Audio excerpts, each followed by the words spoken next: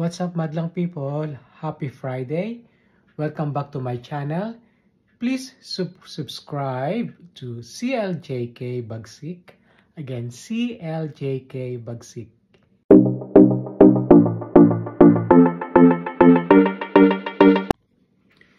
What's up, madlang people? Happy Friday. It's lunchtime. So dito sa UK, very common pag Friday ang fish and chips, pero you can eat anytime, anyway, or any day. So, dahil Friday, nag-crave ako ng fish and chips. Ayan o. Konti lang yung chips ko. So, I found waffles as well.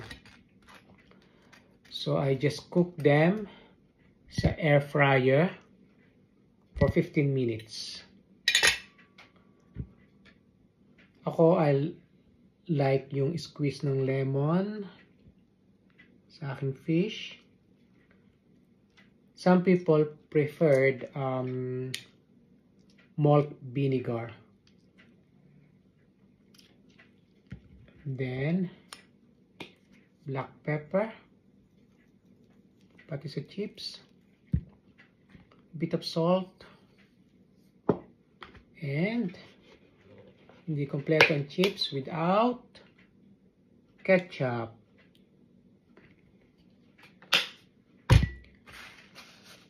Tapos sa aking dessert, yung pakwan,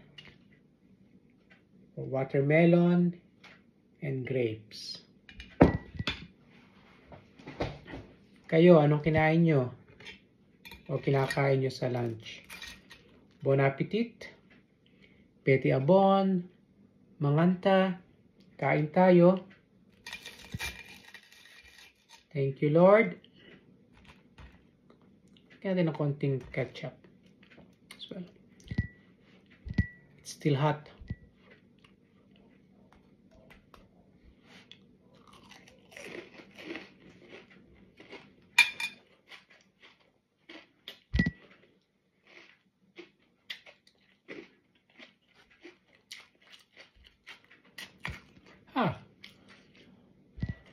Sorry, it's too hot.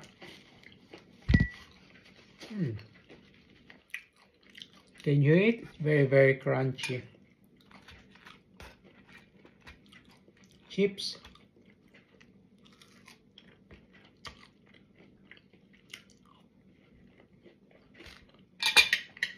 I want more lemon.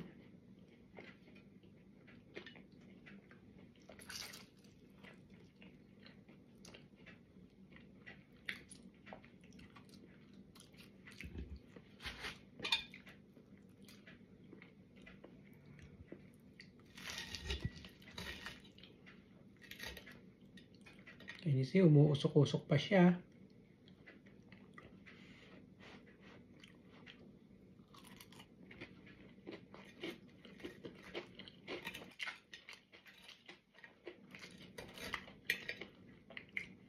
Dito sa UK, madaming fish and chips shops. Kahit minsan magkakatabi sila.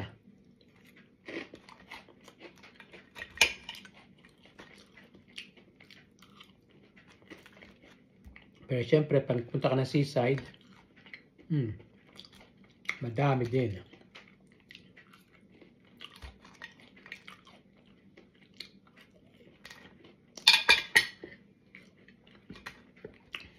May din ang waffle. Let's taste the waffle.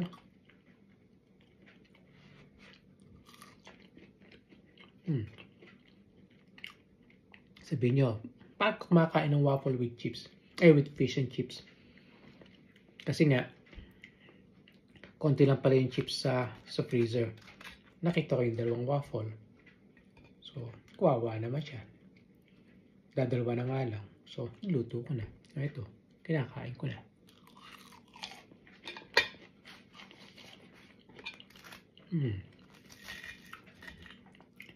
Crunchy din siya. Muusok talaga ang fish ko. Fish.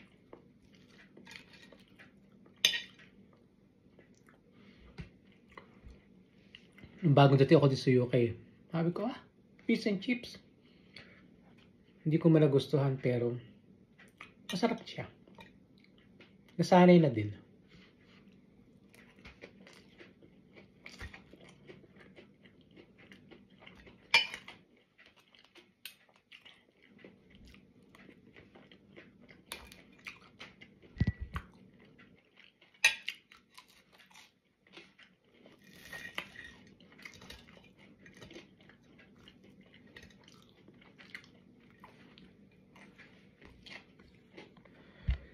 So, after my fish and chips and waffles, dessert,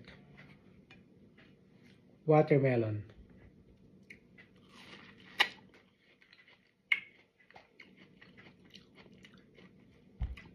Matamis siya.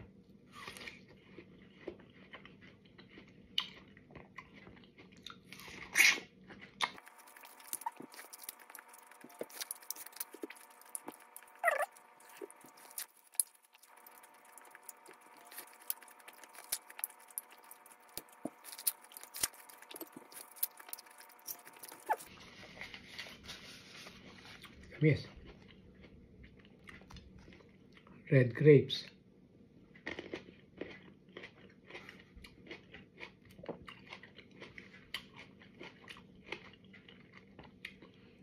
The reason kung bakit prutas ang mga panghimagas or desserts ko, kasi as a cancer patient,